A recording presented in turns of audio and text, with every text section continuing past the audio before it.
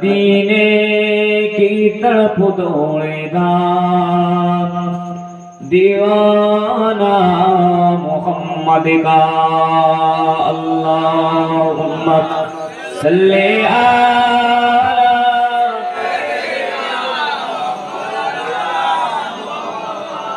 वअला आलि सय्यिदिना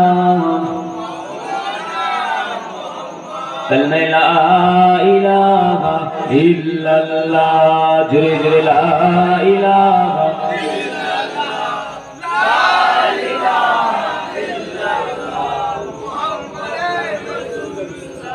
আমার যুবক ভাইরা যারা রাস্তায় দাঁড়িয়ে রয়েছে বা এখান থেকে কিছু চেয়ার ফাঁকা আছে আসুন বসে পড়ো একটু জোরে জোরে জোরে জোরে পড়ে লা ইলাহা ইল্লাল্লাহ লা ইলাহা লা ইলাহা ইল্লাল্লাহ হাসবি রব্বি জাল্লাল্লাহ মাফি কলবি গায়রুল্লাহ নূর মুহাম্মদ সাল্লাল্লাহু লা ইলাহা ইল্লাল্লাহ মুহাম্মদ লা ইলাহা লা ইলাহা ইল্লাল্লাহ মুহাম্মাদুর রাসূলুল্লাহ। আল্লাহ আল্লাহ আল্লাহ জোরে জোরে জোরে জোরে বলুন আল্লাহ আল্লাহ আল্লাহ আল্লাহ আল্লাহ আল্লাহ আল্লাহ আল্লাহ আল্লাহ আল্লাহ আর জোরে আল্লাহ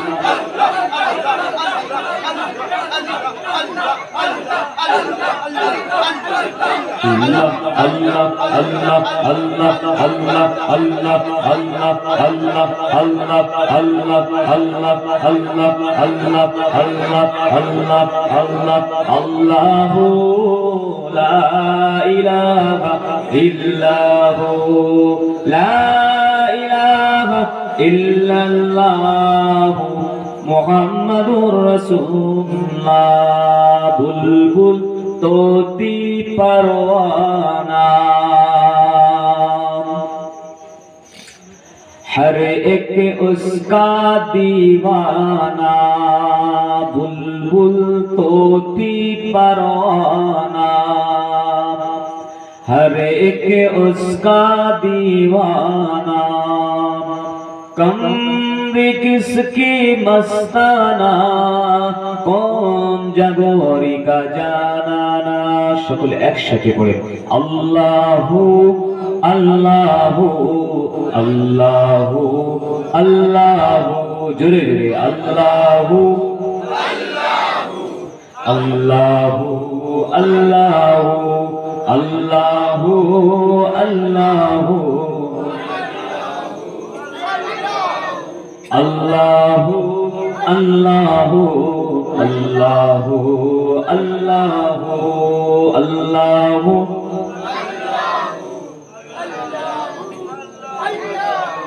La ilaha illallah Muhammadur Rasulullah Allahumma salli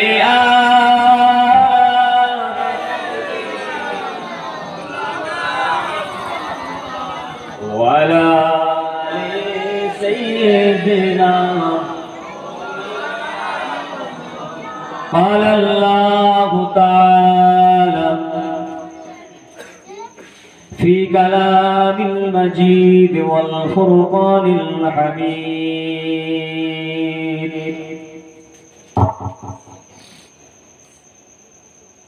الرجال قوامون على النساء وقال رسول الله صلى الله عليه وسلم وسب النساء في عبادة الله تعالى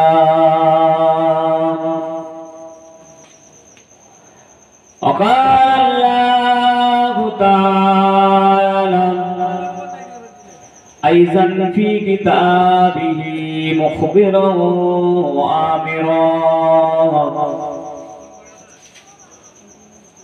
إن الذين آمنوا وعملوا الصالحات كانت لهم جنات الفردوس نزلا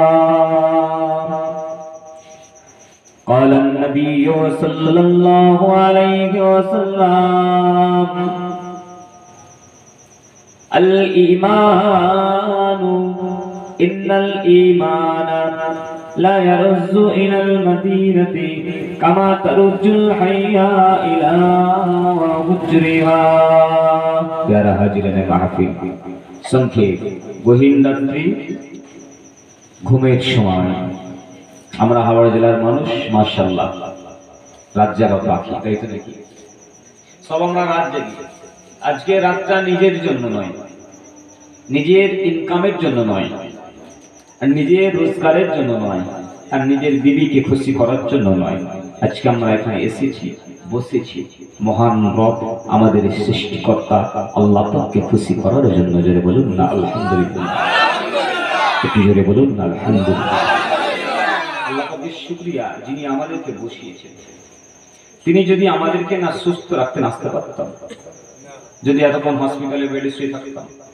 ভাবেন যদি এতক্ষণ শরীর খারাপ হতো আসতে পারতাম না আপনারা এসেছে মাশাআল্লাহ আওয়াজের মাহফিল কায়েম করেছেন যখন নিয়ত করে নেবেন চিন্তা ভাবনা করবেন প্রতি বছর যেন এটাকে আল্লাহ পাক আপনাদের দ্বারাতে করিয়ে নেন বলেন আল্লাহুম্মা আমিন আল্লাহ পাক কবুল করুন আমার মা ও বোনেরা যারা এত রাত্রেও জেগে আছে আপনাদের ছোট ভাই হিসেবে বলছি আপনাদের সন্তান হিসেবে বলছি একটু মনোযোগ দিয়ে শোনার চেষ্টা করবেন বর্তমান পরিস্থিতি আজকে আমরা দুনিয়া নিয়ে মেতে আছি দুনিয়ার প্রেমে হাবুডুবু খাচ্ছি সেটা সুন্দরী নারী হোক সুন্দরী টাকা হোক বুঝবেন কথা আমরা দুনিয়ার পিছনে ছুটছি শুধু দুনিয়া দুনিয়া টাকা টাকা টাকা কিসে টাকা বাড়বে আল্লাহ পাক কি এজন্য আমাদেরকে প্রেরণ করেছিলেন সেই টাকা ইনকাম করার জন্য সেই টাকা রোজগার করার জন্য সেই টাকাকে পাওয়ার জন্য সেই অর্থাৎ নিজের বিবি নিজের স্ত্রী নিজের সন্তান নিজের পরিবার তাদের মুখে হাসি ফোটানোর জন্য দিন রাত 24 ঘন্টা আপনি আমি পরিশ্রম করে চলেছি তাই তো নাকি তাহলে যে রব্বুল আলামিন আল্লাহ পাক আপনাকে আমাকে সৃষ্টি করেছেন তৈরি করেছেন এই সুন্দর মুখমণ্ডল দিয়েছেন চোখ কান নাক হাত পা দিয়েছেন এক কথায় আপনার আমার প্রাণটাকে দিয়েছেন যিনি এখনো সুস্থ হালাতে সুস্থ মস্তিষ্কে পাগল করেনি আল্লাহ আমাদের পাগল বলেছেন পাগল হলে উলঙ্গ হয়ে নদীর পাড়ে ঘুরে বসে থাকতাম জেলখানাতে বা পাগলাখানায় বসে থাকতাম আল্লাহ আলহামদুলিল্লাহ আপনাকে আমাকে আল্লাহ পাক সুস্থ মস্তিষ্কে করেছেন বলেন আল্লাহ আলহামদুলিল্লাহ যদি জয় বলেন আলহামদুলিল্লাহ সুযোগ হয়তো পাবো না এই যে শুকরিয়া আদায় করছি এই সুযোগটা হয়তো পাবো না কারণ সেরকম পরিস্থিতি চিন্তা ভাবনা আমাদের মধ্যে আগে আসে বাবু মাইক চালু করো না চালু না দরকার তুমি একা বলতে ওনাদের আওয়াজটা আসছে দুঃখ করো না কেন যে কথা বলছিলাম আল্লাহ পাক রব্বুল আলামিন আপনাকে আমাকে দুনিয়াতে পাঠিয়েছেন তিনার কিছু উদ্দেশ্য আছে তিনার কিছু টার্গেট আছে বান্দা আমি আল্লাহ আমাকে মানবে শুনুন আল্লাহ পাকের টার্গেট কি আল্লাহ পাকের উদ্দেশ্য কি বান্দা আমার বান্দারা আমার সৃষ্টি বান্দারা আমার অনুগত বান্দারা আমার তৈরি করা বান্দারা তারা আমি আল্লাহ আমাকে মানবে আমাকে সিজদা করবে আমি রব রব্বি রব্বি রব্বি করে আমাকে অনুসরণ করে আমার নবীকে অনুসরণ করে আমাকে সিজদা করে দেবে আমি আল্লাহ তাদের প্রতি খুশি হয়ে যাব আমি আল্লাহ খুশি হয়ে গিয়ে তাদের নফসগুলোকে তাদের আত্মাগুলোকে কিনে নেব জোরে বলুন না সুবহানাল্লাহ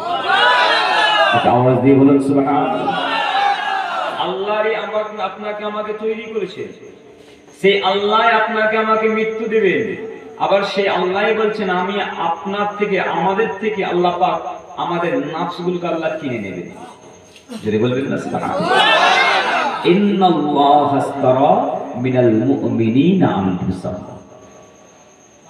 কি বলছেন আল্লাহ?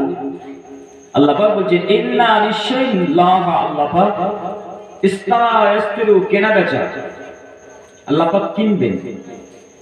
দেখেন আমরা কার মার? আমরা কার মার? স্টাম্বার আছে না নাই? স্টাম্বার আছে না নাই? নিজের হাত দেখুন, সব স্টাম্বার। আমরা কোনো আল্লাহ ছাড়া কোনো কারোর মাল নয়, আমরা আল্লাহরই মাল। কিন্তু আল্লাহ বলছে আমি আল্লাহ কিনবো। কিন্তু কাদের কিনবেন? ইন্নাল্লাহ আস্তারা, নিশ্চয়ই আল্লাহ পাক বলছেন আমি আল্লাহ কিনে নেব। মিনাল মুমিনিনা, আল্লাহ পাক তিনি মুমিন মুসলমানদের থেকে, ঈমানদারদের থেকে কিনে নেবেন। কি কিনবেন? আনফুসাহুম, তাদের নফসগুলোকে, তাদের আত্মাগুলোকে, তাদের প্রাণগুলোকে। জোরে বলুন সুবহানাল্লাহ, জোরে বলুন না সুবহানাল্লাহ। ডান দিকে যারা বসে আছে ওরা একাই শেষ হচ্ছে, বাদ বাকি এদিকে সব। যে বাবাজি এটা আওয়াজ দেন না। যে কথা বলছিলাম শুনে, আমার জন্য নয়, আমার আল্লাহর জন্য। একটু আওয়াজ দেবেন, শরীর চাঙ্গা হবে, মনটা ফ্রি হবে, আল্লাহ খুশি হবেন। জোরে বলুন না সুবহানাল্লাহ। ইন্নাল্লাহ আস্তারা মিনাল মুমিনিন, আমি আল্লাহ ঈমানদার মুমিনদের নফস থেকে, আত্মা থেকে আমি আল্লাহ কিনে নেব। কিন্তু কাফিরদের কিনবেন না, কাফিরদের কিনবেন না, বেঈমানদের কিনবেন না, মুনাফিকদের কিনবেন না। বুঝতে পারছেন না? কিন্তু ঈমানদারদের কিনবেন আল্লাহ। মুমিনিন আনফুসাহুম, আমি মুমিনদের নফসকে কিনে নেব। কিসের দ্বারা? কি দিয়ে কিনবেন? আমরা দোকানের থেকে একটা পান খেতে যাবেন, পয়সা দিতে হবে। গাড়ির তেল কিনতে যাবেন, পয়সা দিতে হবে, তাই তো নাকি? গুটকা কিনতে যাবেন, পয়সা দিতে হবে। আমরা কোনো কিছু কিনতে গেলে অবশ্যই আমাদের পয়সা দিতে হয়। কিন্তু আল্লাহ পাক বলছেন আমি আল্লাহ ফ্রি নেব না, কিনে নেব। আল্লাহরই মাল আল্লাহই নেবেন, আবার আল্লাহই বলছেন আমি ফ্রি নেব না, কিনে নেব। জোরে বলুন সুবহানাল্লাহ। কি দিয়ে কিনবেন? বিআন্না লাহুমুল জান্নাহ, আল্লাহ পাক বলছেন আমি তাদেরকে আমারই তৈরি করা জান্নাতকে তাদের উপহার স্বরূপ দিয়ে তাদের থেকে আমি আল্লাহর নফসগুলোকে কিনে নেব। জোরে বলুন আর জোরে বলুন।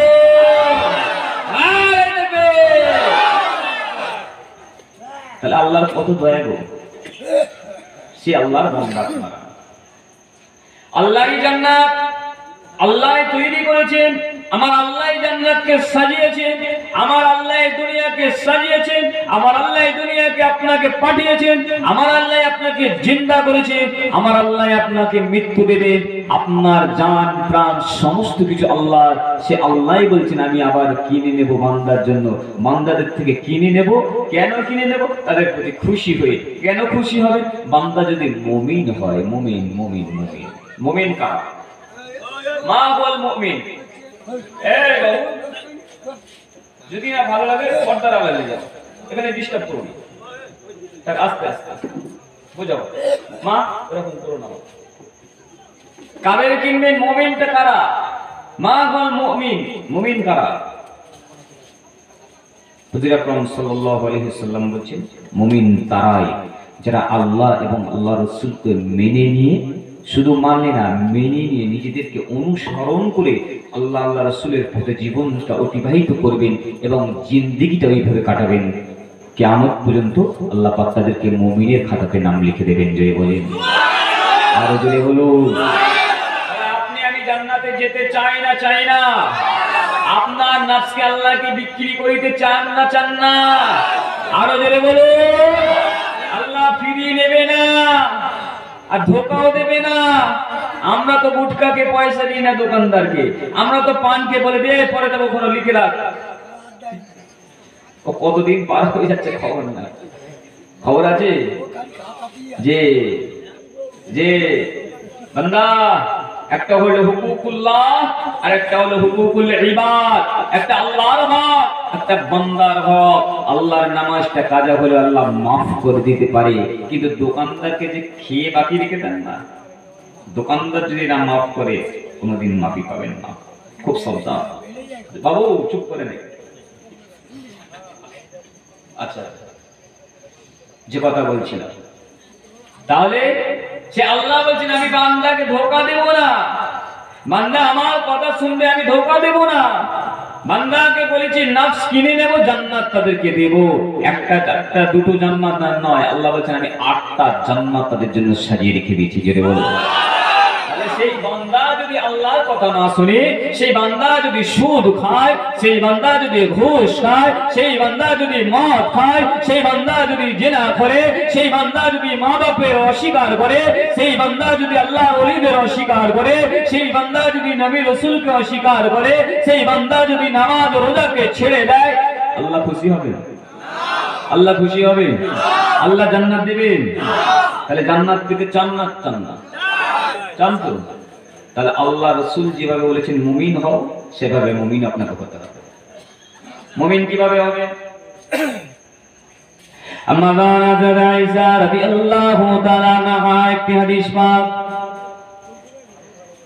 আল্লাহ বান্দা এ নবী পাকের উম্মতিরা, আল্লাহর নবী বললেন যখন তোমরা ঈমানদার বলে দাবি করো, যখন তোমরা মুমিন হিসাবে দাবি করো, মুমিন তো তারাই আল্লাহকে এক বলে মেনে নিল, আল্লাহর হুকুমগুলো মেনে নিল, নবী মুহাম্মদুর রাসূলুল্লাহর কথাটা মেনে নিল, অর্থাৎ প্রাণে বিশ্বাস করলো, কাজে করে দেখালো, অন্তরে বিশ্বাস করলো, বাস্তবে করে দেখালো।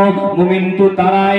সামনে বলবেন হ্যাঁ করব, পিছনে করবে না, না না এটা মুমিন নয়। ও যুবকেরা, ছেলেরা, আল্লাহর নবী বললেন আল ঈমানু নূরুন ওয়াল কুফরু যুলমাত। ঈমানের সাতটা, ঈমানের নূরটা যার মধ্যে থাকবে, আল্লাহ পাক তাদেরকে মুমিন বলে লিখে দেবে। ঈমানের সাতটার মধ্যে থাকবে, ঈমান কার মধ্যে থাকবে? আপনার মধ্যে ঈমান আছে কি আপনি জানেন? এতগুলো সব টুপি মাথায় দিয়ে নামাজি বসে আছি, রোজাদার বসে আছি, অনেকে হাজী সাহেব থাকতে পারেন, অনেক মোহাম্মদ সাহেব থাকতে পারে, আবার বেনামাজি থাকতে পারে, তাই তো নাকি? যাদের মাথায় টুপিও নেই হতে পারে। আমরা আল্লাহকে মানি তো না? আল্লাহকে মানেন না? মানেন না? তাহলে আপনারা কি বলতে পারেন আপনার এই মুহূর্তে ঈমান আছে কিনা? কোনদিন মাওলানা সাহেবকে, মুফতি সাহেবকে, পীর সাহেবকে, হুজুরকে, ইমাম সাহেবকে জিজ্ঞাসা করেছেন হুজুর আমার ঈমান আছে কিনা? আপনি বলুন। কি করে আপনার ঈমান আছে বুঝবেন কিভাবে? জিজ্ঞাসা করেছেন? করেছেন কোনদিন? আজকে করুন, আমাকে করতে হবে, আমি নিজেই উত্তর দিয়েছি, নিজের মধ্যে বলুন। একজন সাহাবা হুজুর আকরাম সাল্লাল্লাহু আলাইহি ওয়াসাল্লামকে জিজ্ঞাসা করলেন হুজুর আমার মধ্যে ঈমান আছে কিনা আমি বুঝবো কিভাবে?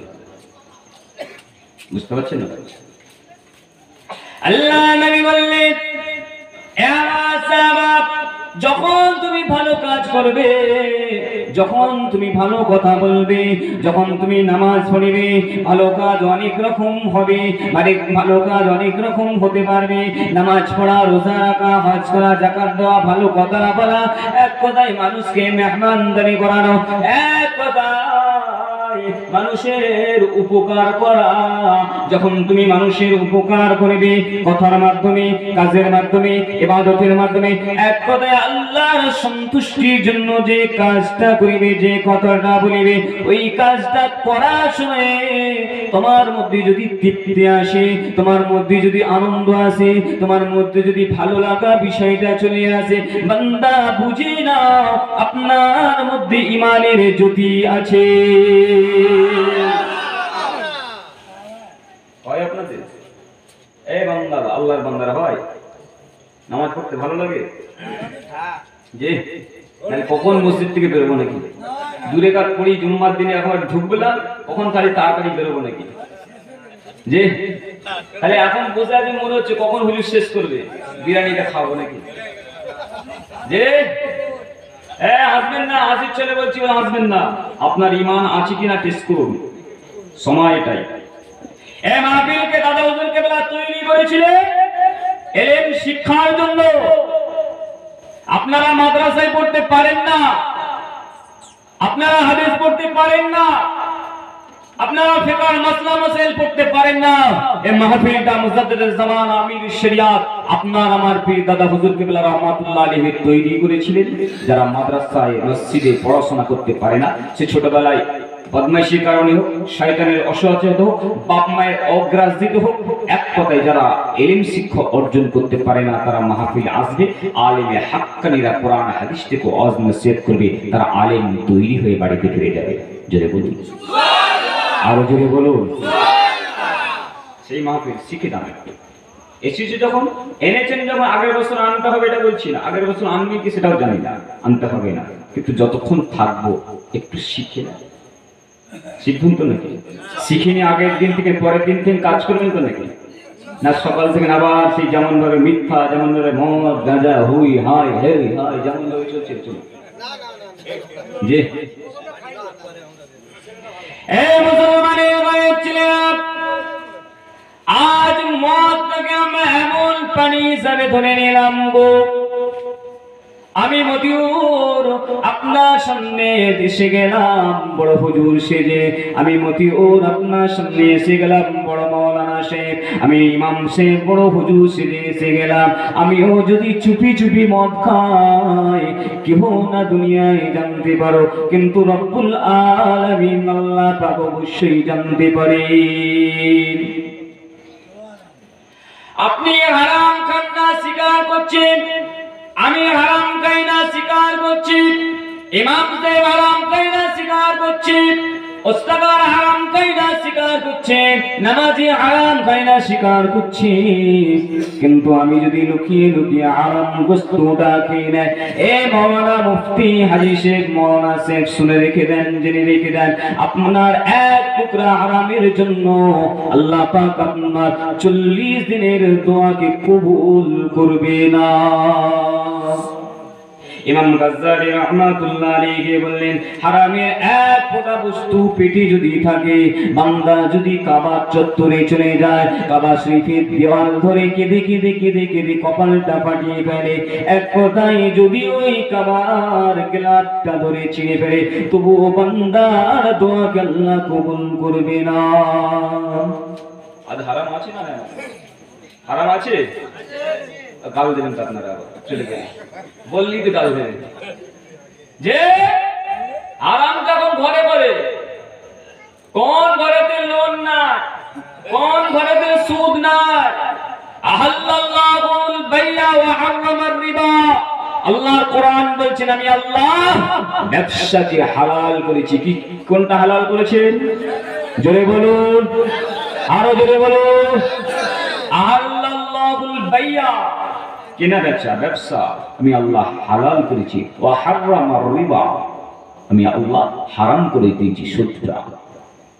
সুদ থেকে বেঁচে আছেন? এই যুবক ছেলেরা, ইহুদিদের চক্রান্ততে আজকে আপনার আমার ঈমানটা নেবার জন্য তারা উঠে পড়ে লেগেছে, তারা আপনাকে হারাম খাওয়ানোর জন্য তৈরি হয়ে গেছে।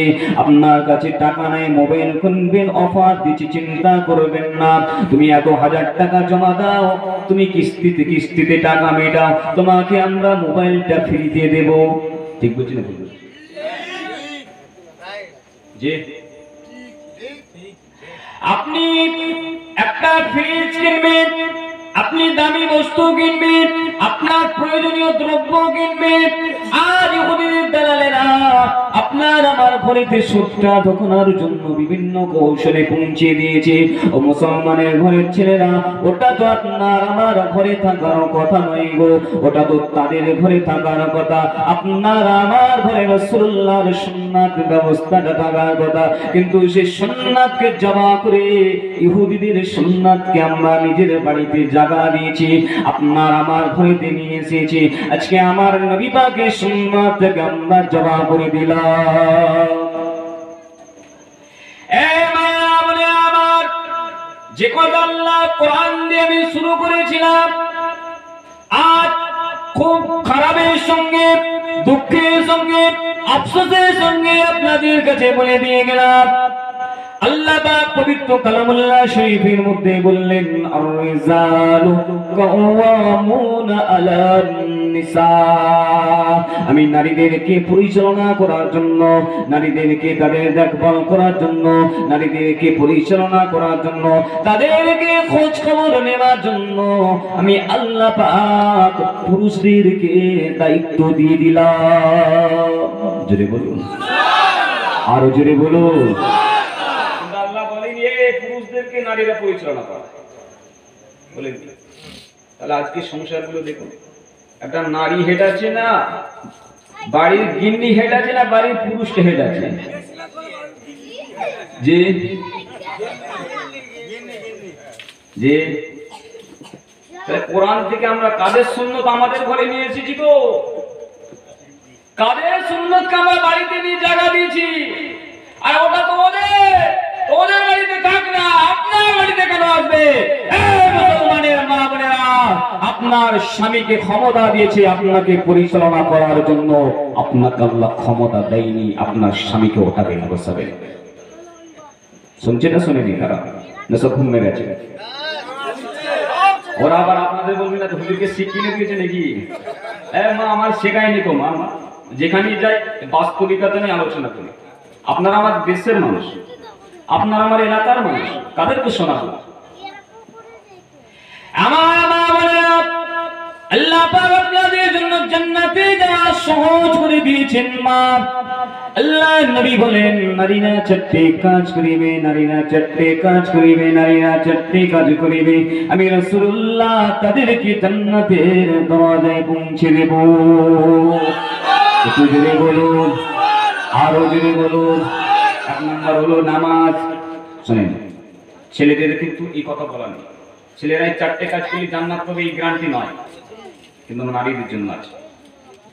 মায়ের কাজ হলো নামাজ পড়া, বোনেদের কাজ হলো রোজা রাখা। যদি ধনী হয় হজ যাকাত ইসলাম, ধনী যদি না হয় তাদের জন্য হজ যাকাত ফরজ নয়। নারীদের জন্য নামাজ পড়া ফরজ, রোজা রাখা ফরজ, নারীদের জন্য পর্দা করা ফরজ। ও মা, পর্দা তো আপনার আমার ঘর থেকে বিদায় নিয়ে চলে গেছে মা, শুধু শরীরের বোরকাটা চাপিয়ে রেখেছি। আমার মা, শরীরের মধ্যে বোরকাটা চাপিয়ে দিলাম, কিন্তু কোন বোরকাটা শরিয়াতের মধ্যে জায়েজ করে দেওয়া হয়েছে, কোন বোরকাটা শরিয়াতের মধ্যে হারাম করে দেওয়া হয়েছে, এই মাসলাটা তো আমরা জানতে পারলাম না। তা তখন বোরকা যারা পরে না, কিছু কিছু পড়ছে যদি ওইসব টাইট ঠিক শরীরের ভাঁজ যদি এমন কাপড় দ্বারা বোঝা যায়, ওই বস্ত্র পরিধান করা মহিলাদের জন্য রাসূল পাক সাল্লাল্লাহু আলাইহি ওয়াসাল্লাম হারাম করে দিয়েছেন। আপনি স্বামী, আপনি যা ভাই, আপনি পিতা, আপনি কি ভেবেছেন আল্লাহ পাক আপনাকে ধরবে না? ওরা পৌঁছে গেল ওদের ধরবে? জি না। একটা মেয়ে জাহান্নামে যাবে, সঙ্গে চারজনকে নিয়ে যাবে। তৈরি হও যুবক, তৈরি হও বাপ, তুমিও যাবে, তোমাকে টেনে টেনে টেনে টেনে নিয়ে যাবে। দাদা আয় আমাকে, আমার সঙ্গে চল, জাহান্নামে চল। আপনি বলবেন কেন যাব? তুই আমাকে বলিস না একবার, এটা নিষেধ করিস না, আমি আমার বুদ্ধি মতো কাজ করি, তুই আমাকে সুপরামর্শ দিস না। বোঝাতে পারছি না? যুবকরা শুনছো না? শুনুন। তাহলে আপনার কন্যাকে বোঝানোর দায়িত্ব আপনার, আপনার বোনকে বোঝানোর দায়িত্ব আপনার, আপনার স্ত্রীকে বোঝানোর দায়িত্ব আপনার। আপনার দায়িত্ব আপনি পালন করুন। সে যদি না শোনে, যে সে তার হিসাব সে তার নিয়ে দেবে, কিন্তু আপনার দায়িত্ব আপনাকে বোঝাতে হবে। আর বলছিলাম পর্দা, পর্দা তো শুধু শরীরটা হলো। আল্লাহ নবী বলেন, বিবি আয়েশা সিদ্দিকা রাদিয়াল্লাহু তাআলা, পর্দা শরীরে ঢেকে রাখা যেমন ফরজ, নারীদের জন্য গলার আওয়াজকে কন্ট্রোল করাও যেমন ফরজ। আজ মায়েদের গলার আওয়াজটা, আজ বোনেদের গলার আওয়াজটা বাপের কাছে কর্কশ কণ্ঠ, ভাইয়ের কাছে কর্কশ কণ্ঠ, স্বামীর কাছে গলা আওয়াজ করে কথা বলে। ও মা, জাহান্নামে যাওয়ার জন্য তৈরি হয়ে যাও। ও নামাজ আপনার রেখে দেন, ও রোজা আপনার রেখে দেন, ও হজ আপনার রেখে দেন, ও নফল রোজা ইবাদত গুলো রেখে দেন। মারে, তৈরি হয়ে যাও। সম্ভব হয় ক্ষমাটা চেয়ে নাও বাপের কাছে, স্বামীর কাছে ক্ষমাটা চেয়ে নাও। যতক্ষণ না স্বামী ক্ষমা করে, পিতা ক্ষমা করে, ভাই ক্ষমা করে, ওই কর্কশ আওয়াজের জন্য আল্লাহ পাক আপনাকে জাহান্নামে দেবে। আজ আপনার আমার বাড়িতে মুসলমানের বাড়িতে কোথা ভ্যানওয়ালা, ঠেলাওয়ালা, ফেরিওয়ালা, বাড়ির মুদির দোকানের সঙ্গে মিষ্টি কথা, ফোনেতে হ্যালো করে মিষ্টি মিষ্টি কথা বলে, আপনার আমার পরিবারের সদস্যদের সঙ্গে কর্কশ কথা বলে, ও মা, আল্লাহ পাক তোমাকে ছাড়বে না, তৈরি হয়ে যাও মা, তওবা করে নাও। আল্লাহর জাহান্নাম থেকে বাঁচার জন্য ইস্তিগফার করো, ইস্তাগফিরু রাব্বি, আপনার প্রভুর কাছে মাফি চাও। বান্দা, যদি ভালো কথা বললে তোমার অন্তর তৃপ্তি না আসে, মনে করো তোমার ইমানের জ্যোতিটা কমে গেছে। তুমি যদি পর্দা করতে তোমার ভালো না লাগে, যদি তোমার স্বামীর খেদমত করতে ভালো না লাগে, পিতা মাতার খেদমত করতে যদি না ভালো লাগে, ও সন্তান শুনে রেখে দাও, তোমার ইমানের জ্যোতিটা কমে গেছে। ইস্তাগফিরু বিরাব্বি, ইস্তাগফিরু রাব্বি, তোমার প্রভুর কাছে ইস্তিগফার পাঠ করো, ইস্তাগফিরু রাব্বি। এক কথায় ভালো কাজ করিতে গেলে যদি তোমার ভালো না লাগে, তৃপ্তি না লাগে, তওবা করো। ঈমানটা কি? মা হুয়াল ঈমান, যেটা বলছিলেন ঈমান আছে কিনা জানবেন কিভাবে? হুজুর পাক সাল্লাল্লাহু আলাইহি ওয়াসাল্লাম বলছেন, আল ঈমানু নূরুন আল কুফরু যুলমা। ঈমান যার কাছে থাকবে তার কাছে আলো থাকবে। জোরে বলুন না সুবহানাল্লাহ। একটু জোরে বলুন, আরো জোরে বলুন। আর কুফরি যার কাছে থাকবে, অর্থাৎ ঈমান যার কাছে থাকবে না, তার কাছে নোংরামো থাকবে, অন্ধকার থাকবে। তাহলে ঈমানটা কার? হযরত ইমাম আবু হানিফা রাহমাতুল্লাহি আলাইহি বলেন, আল ঈমানু লা ইয়াজিদু ওয়া লা ইয়ানকিসু, ঈমানটা বাড়ে না, কমে না। হযরত ইমাম শাফি বলেন, আল ঈমানু ইয়াজিদু ওয়া ইয়ানকুসু, ঈমানটা বাড়ে এবং কমে। দুই ইমামের দ্বন্দ্ব। এইসব কথা আপনারা হয়তো বুঝবেন না, কিন্তু বোঝাচ্ছি আমি, এনাদের মতনৈক্য। ইনি বলছেন ঈমান বাড়ে কমে, ইনি বলছেন ঈমান বাড়ে কমে না। হুজুর পাক সাল্লাল্লাহু আলাইহি ওয়াসাল্লাম বলে গিয়েছেন, আল ঈমানু নূরুন, জোরে বলুন না সুবহানাল্লাহ। ঈমান একটা light, this is light, focus, আলো, বিজলি। আপনি যত ভালো কাজ করবেন, কালেমা পড়ার পরে যত ভালো কাজ করবেন, যত নেকি কাজ করবেন, আমল করবেন, নামাজ পড়বেন, আল্লাহ আল্লাহ জিকির করবেন, আপনার মধ্যে ততটা ঈমানের জ্যোতি বেড়ে যাবে। যত কাজ কমিয়ে দিবেন, ঈমানের জ্যোতিটা কমতে কমতে কমতে কমতে, যেটা বলা হয় মরিচিকা পড়ে যাবে, তখন আর কোনো কিছু ভালো লাগবে না। যার ভালো লাগছে না, তওবা করো। যদি দান করতেও কষ্ট লাগে, ব্যথা লাগে, মায়ের সেবা করিতেও ব্যথা লাগে, বাপের কথা শুনিতেও ব্যথা লাগে, নামাজ পড়ার কথা শুনলেও ব্যথা লাগে, তৃপ্তি না পান, আনন্দ না পান, ইস্তাগফিরু রাব্বি, আপনার প্রভুর কাছে ইস্তিগফার পাঠ করুন, ঈমানের বাতি কমে গেছে। হযরত ইমাম আবু হানিফা বললেন, আল ঈমানু লা ইয়াজিদু ওয়া লা ইয়ানকুসু, ঈমানটা বাড়ে না, কমে না। কোন ঈমানটা বাড়ে না, কমে না? যে ঈমানের বাতিটা আপনি তেলাওয়াত করেছেন, লা ইলাহা ইল্লাল্লাহু মুহাম্মাদুর রাসূলুল্লাহ, সকলে পড়েন, লা ইলাহা ইল্লাল্লাহ, লা ইলাহা ইল্লাল্লাহু মুহাম্মাদুর রাসূলুল্লাহ সাল্লাল্লাহু আলাইহি ওয়াসাল্লাম। সকলে বলুন সাল্লাল্লাহু। ইমাম গাজ্জালি বলছেন, যে ব্যক্তি হুজুরের নামের পরে সাল্লাল্লাহু আলাইহি ওয়াসাল্লাম দরুদ পাঠ করলো না, তার মতন কৃপণ ব্যক্তি পৃথিবীতে না। কেননা সাল্লু আলাইহি ওয়া সাল্লামু তাসলিমা, আল্লাহ কোরআন বলছেন, আমি আল্লাহ নিজে দরুদ পাঠ করি। আল্লাহ বলছেন, আমি আল্লাহ নিজে দরুদ পাঠ করি। বান্দা তুইও পড়, দরুদ পড়া ফরজ আপনার জন্য। জীবনে একটা বড় দরুদ পড়া আপনার জন্য ফরজ। শুনছেন না, শোনেন না? তাহলে হুজুরের নাম শোনার পরে দরুদ পাঠ করবেন, সংক্ষেপ সাল্লাল্লাহু আলাইহি ওয়াসাল্লাম। আস্তে হোক, মনে মনে হোক। লিখবেন যখন, একটু ভালো জিনিস বলে দিই, লিখবেন যখন, অনেকে করি আমরা দন্তস্ব বিসর্গ দিয়ে সাল্লাল্লাহু আলাইহি ওয়াসাল্লাম করি না, করি না? লেখেন না, লেখেন না বাংলাতে দন্তস্ব বিসর্গ দিয়ে সাল্লাল্লাহু আলাইহি ওয়াসাল্লাম? জি না।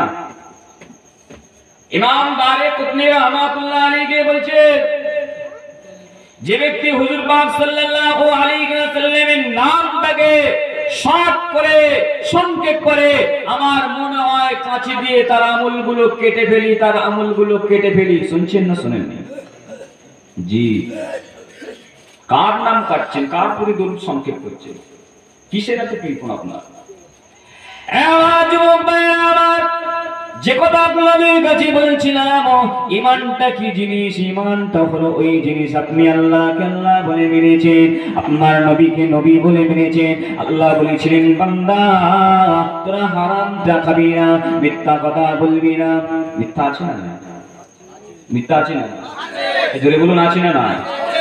মিথ্যার হাদিস শুনলেন, মিথ্যার শাস্তি শুনলেন, এ কঠিন আযাব। স্বপ্ন জানেন? স্বপ্ন, স্বপ্ন দেখেন আপনারা? মিথ্যা হাদিসকে বোঝাবো। স্বপ্ন দেখেন তো? স্বপ্ন দেখি আমরা। স্বপ্ন কয় প্রকার? 3 প্রকার। সংক্ষেপ স্বপ্ন হলো 3 প্রকার। একটা সারাদিন যেটা করি, যে কাজগুলো করি, সেটা আমরা স্বপ্নের মধ্যে দেখি, ওটা এক প্রকার স্বপ্ন।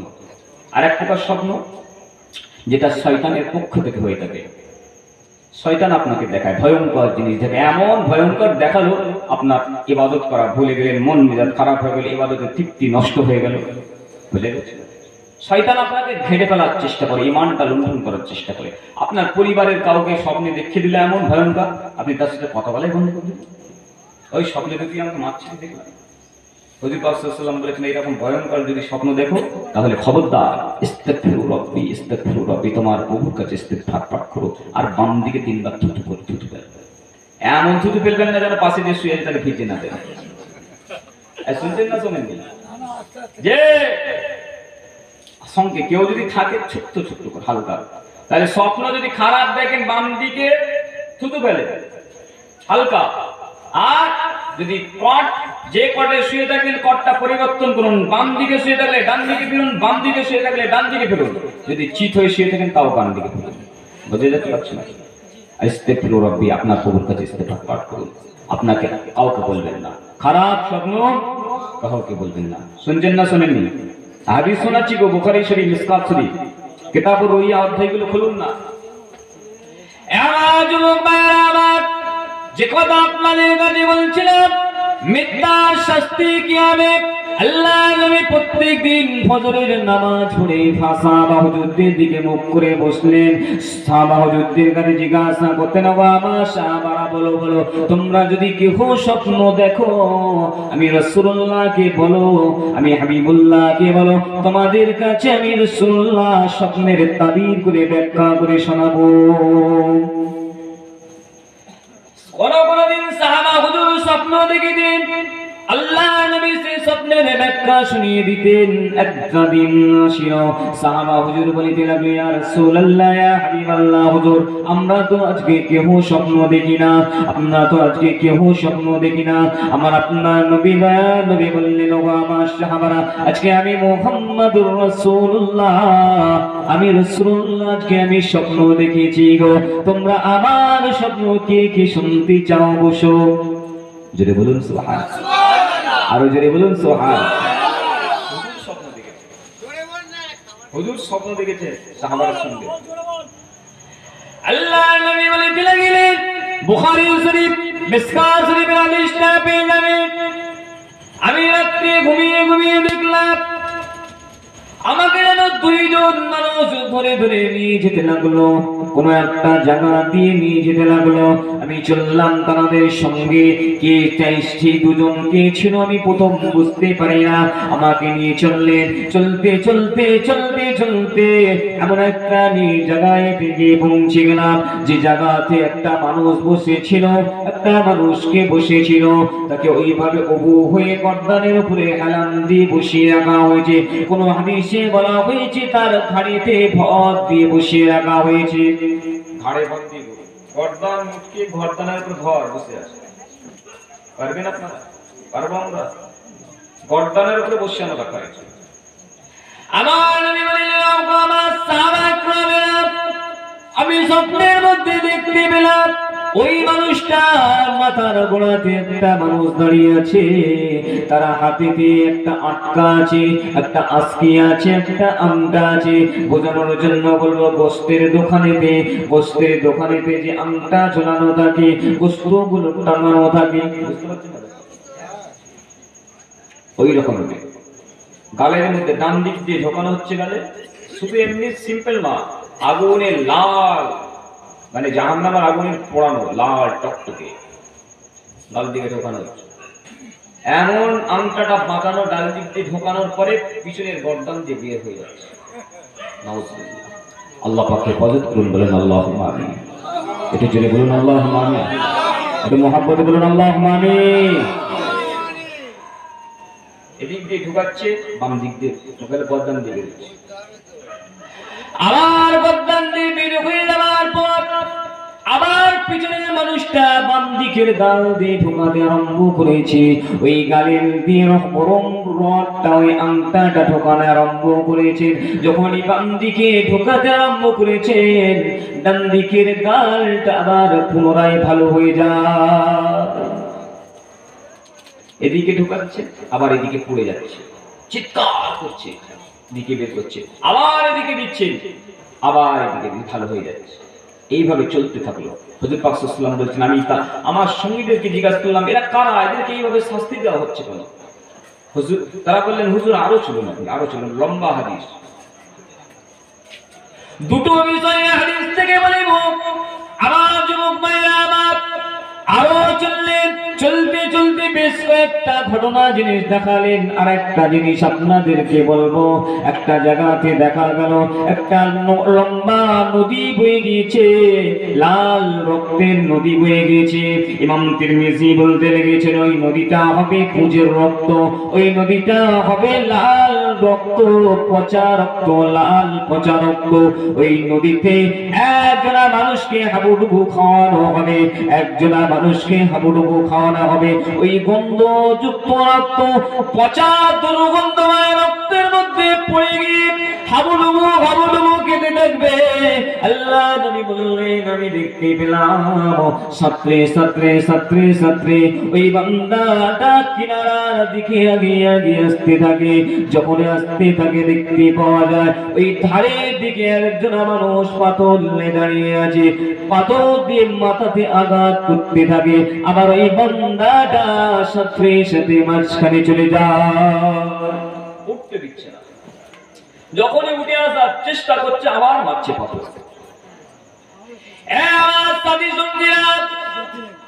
কারা এরা, কেন এদেরকে এইভাবে শাস্তি দেওয়া হতে থেকেছে?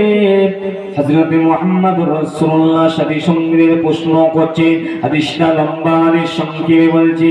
সেই সময়তে একজন মানুষ তাদের মধ্যে থেকে বলতে লাগলো, ইয়া রাসূলুল্লাহ, ইয়া হাবিবাল্লাহ, আমার সঙ্গে যে মানুষটা দেখতে পাচ্ছে এটা অন্য কোনো মানুষ নয়, এটা হলো আল্লাহর মালায়েকা ফেরেশতা হযরত ইসরাফিল আলাইহিস সালাম।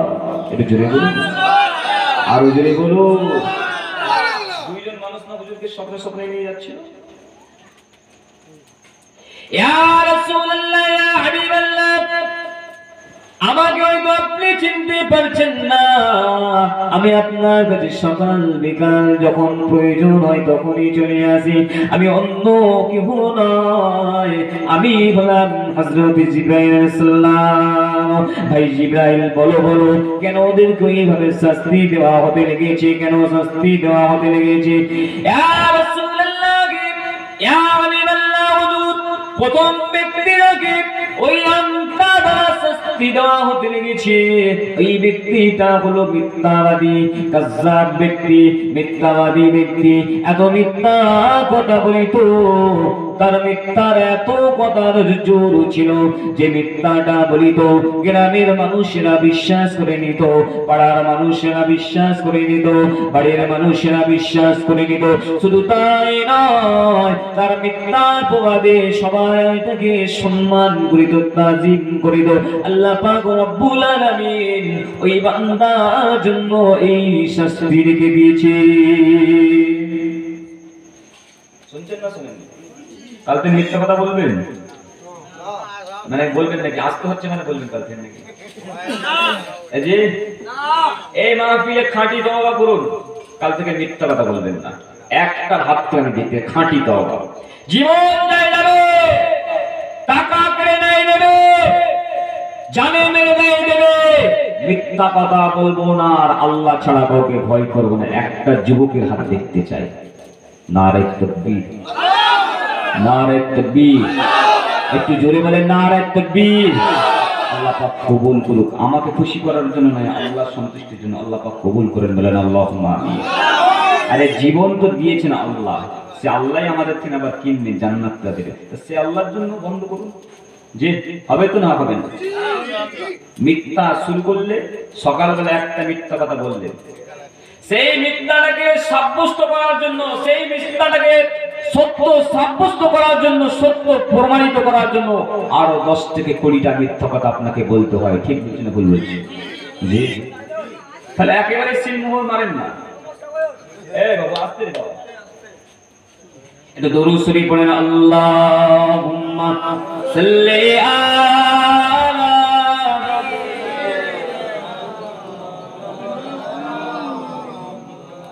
ওয়া আলি সাইয়্যিদিনা।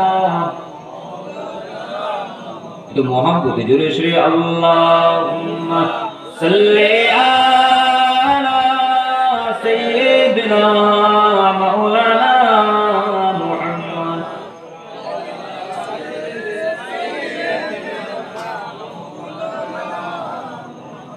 আমার দিনদার ইমানদার ভাইরা, এক কষ্ট লাগে না তো আমাদের?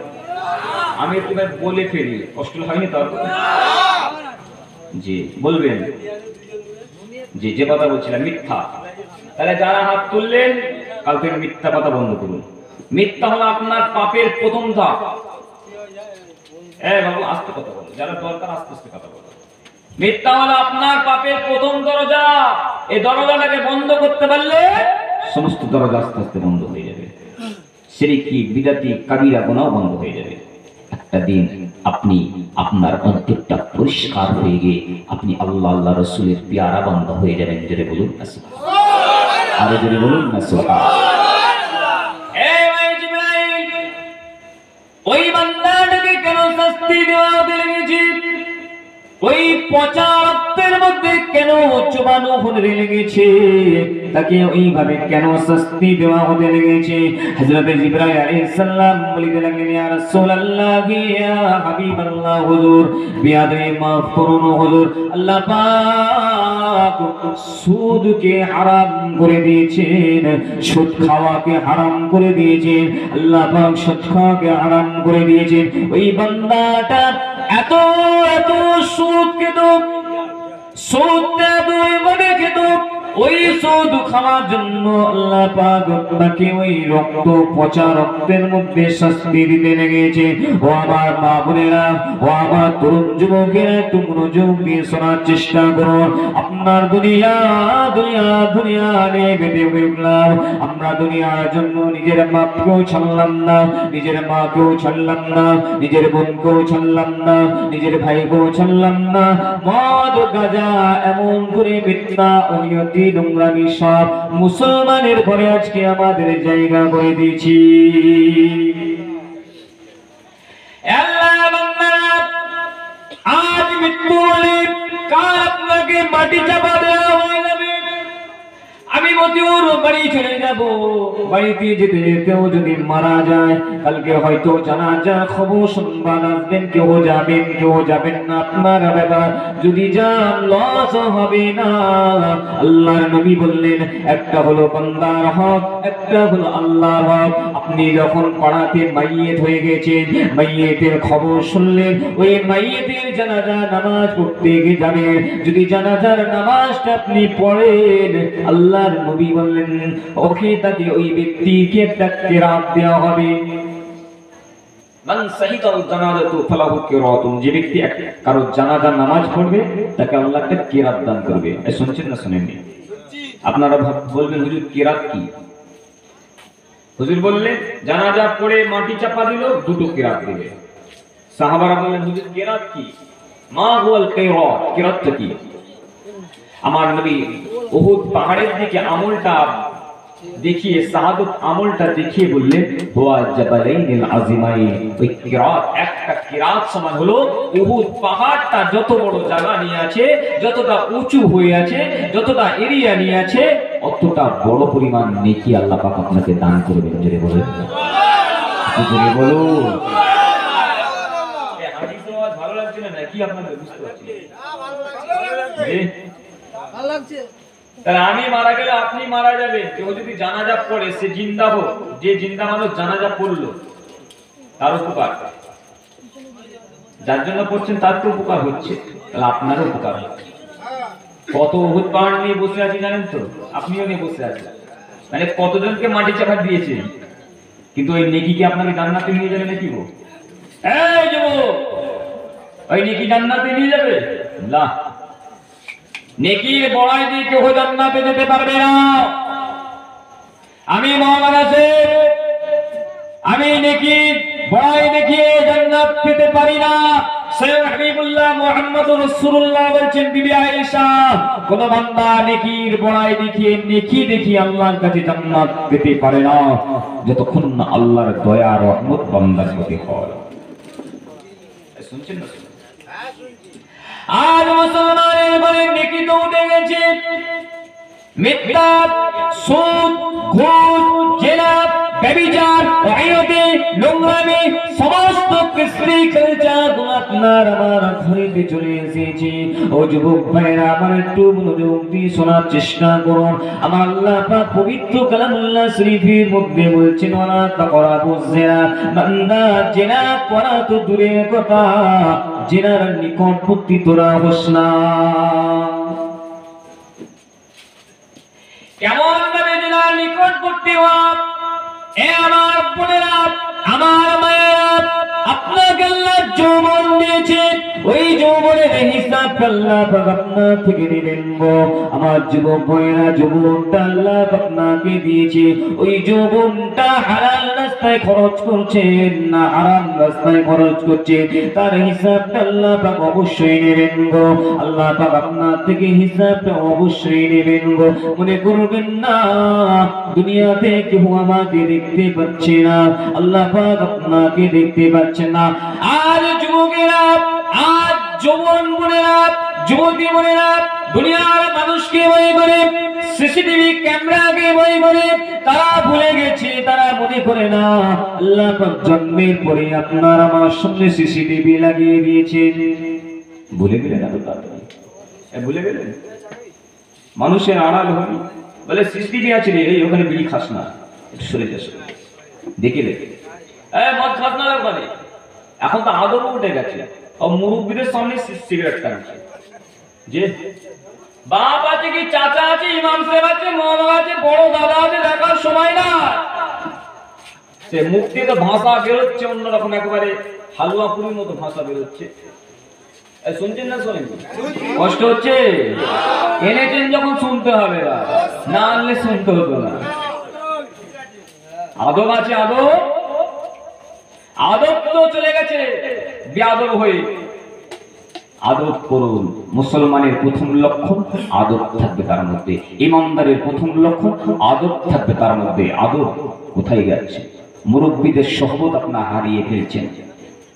যুবকেরা যতক্ষণ মুরব্বীদের সহবতে থাকবে, সালেহ বান্দার সহবতে থাকবে, নেক বান্দার সহবতে থাকবে, তার মধ্যে আদব কৃষ্টি কালচার তৈরি হবে, তার মধ্যে ইমানের পাওয়ারটা, ইমানের জ্যোতিটা বাড়তে থাকবে। জোরে বলুন না সুবহানাল্লাহ। কেন আপনি ভুল করবেন, শয়তান আপনাকে দাগা দেবে। আপনি যদি মুরব্বীর সহবতে করেন, সালেহ বান্দার সহবতে থাকেন, ভালো লোকের সহবতে থাকেন, শয়তান তার ভয়ে আপনার কাছে আসতে পারে না। ওই ও আছে, বুঝাতে পারছি না? পারছি? মারবে রে, দেখে নেবে রে, হুজুর আছে রে, মৌলানা সাহেব আছে রে, অমুক দাদা আছে রে, অমুক ভাই আছে রে, আরে ভাইজান আছে রে। বুঝাতে পারছি না? পারছি। তাহলে মুরব্বীদের সম্মান করুন, আর ভালো মানুষদের, ভালো ছেলেদেরকে, ভালো ইমাম সাহেব, ভালো আলেম, ভালো আলেম না হোক না, এখন আমার আলেম বেশি জাহান্নামে যাবে।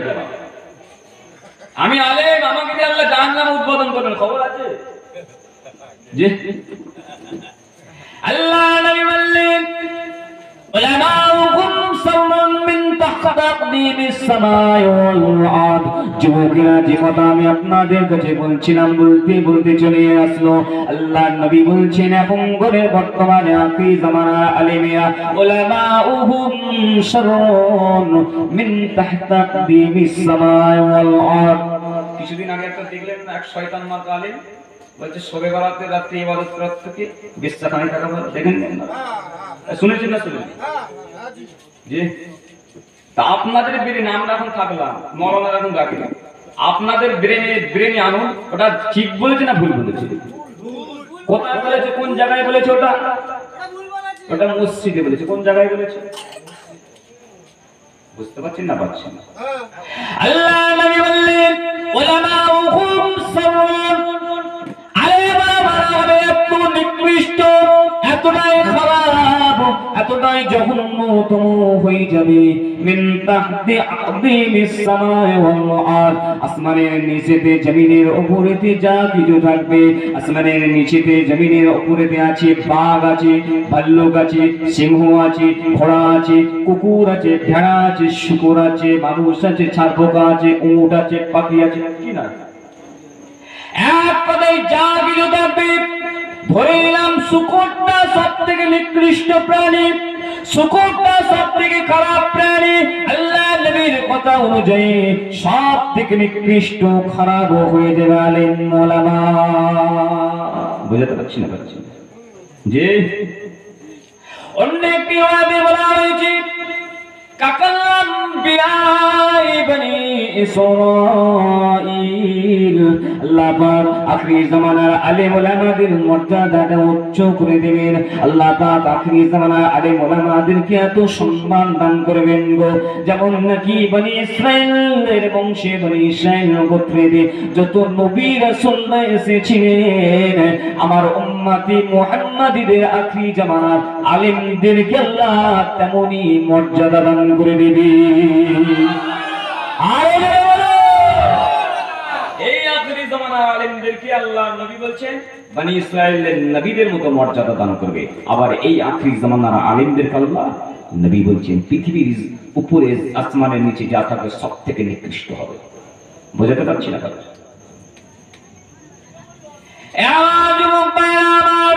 আমি আলোচনা করছিলাম আজকে দিনে জিনা, ব্যভিচার, সুদ, ঘুষ আপনার আমার পাড়াতে মুসলমানের ঘরেতে আজকে ভরে গেছে। আল্লাহ নবী মুহাম্মদ শরীফের হাদিস পাকের মধ্যে বলেছেন, ইন্নাল ঈমানা ইয়ারজু ইলাল মাদিনাতি কামা তারুজুল হাইয়া ইলা হুজরিহা। আখির জামানার মানুষের ঈমানটা এমন ভাবে জড়ো হয়ে যাবে, ঈমানটা এমন ভাবে জড়ো হয়ে মদিনার দিকে ফিরে চলে যাবে, যেমন নাকি সাপটা লাড্ডু পাকিয়ে গোল পাকিয়ে নিজের গর্তের মধ্যে প্রবেশ করে যায়, ঠিক সেইভাবে আখির জামানার মানুষদের ঈমানটা জড়ো হয়ে মদিনার দিকে ফিরে যাবে। আছে কিছু আমার না আছে? বলুন কোন দিক দিয়ে বেরিয়ে যাচ্ছে নিজেই জানি না। আপনার কথার মধ্যে দিয়ে ঈমান যায়, আপনার কাজের মধ্যে দিয়ে ঈমান যায়, আপনার ওই অবজ্ঞা, হিংসা, তাকাব্বুরি, অহংকার ইত্যাদি জীবনের কর্মকাণ্ডের মধ্য দিয়ে আপনার ঈমানটা বের হয়ে যাচ্ছে গো। আল্লাহর নবী বললেন, কখনো জিনাখোর ঈমানদার হতে পারে না, কখনো সুদখোর ঈমানদার হতে পারে না। এক কথায় বড় কবিরা গুনাহকারী কখনো ঈমানদার হতে পারে না। মারবে না? এই তো দেখি ভেঙে দিয়ে ইমাম আবু হানিফার যুক্তিটা নেই ভাবি। হুজুর বলেছেন কখনো জেনাকারী ইমানদার হতে পারে না। যে জেনা করে, মুসলমানের ঘরের ছেলেরা জেনা করে না? করে না? করে না? করে না? মুসলমানের ঘরে মেয়েরা জেনা করে না? করে না? সুদ খায় না? খায় না? হারাম খায় না? খায় না? কিন্তু আল্লাহ ইমাম আবু হানিফা রাহমাতুল্লাহ আলাইহি বললেন, যখন কোন মুমিন, যখন কোন ঈমানদার আল্লাহ রাসূলকে মাননেওয়ালা জিনার লিপ্ত হয়ে যায়, শয়তানি ওয়াসওয়াসাতে জিনায় লিপ্ত হয়ে যায়, ওই বান্দাটা যদি ওই জিনা করিতে করিতে করিতে মারা যায়, তার হাজারটা মাওলানা নিয়ে দোয়া খায় করলে নাজাত মিলবে না। কেননা জিনা করা অবস্থায় তার মধ্যে ঈমান থাকে না। আল্লাহর নবী বলে দিয়েছেন জিনাকারী ঈমানদার হতে পারে না। ইমাম আবু হানিফার ব্যাখ্যা হলো, যতক্ষণ জিনার কাজে লিপ্ত থাকে, যতক্ষণ কবিরা গুনাহে লিপ্ত থাকে, ঈমানটা বের হয়ে যায়। ঈমানটা বের হয়ে গিয়ে মাথার কাছে ঘুরতে থাকে, মাথার কাছে ঘুরতে থাকে। যখনই কবিরা গুনাহ শেষ করে দেয়, তখনই আবার ঈমানটা ফিরে আসে। বাজে গল্প করছে নাকি বাবা? বাজে গল্প হচ্ছে নাকি গো?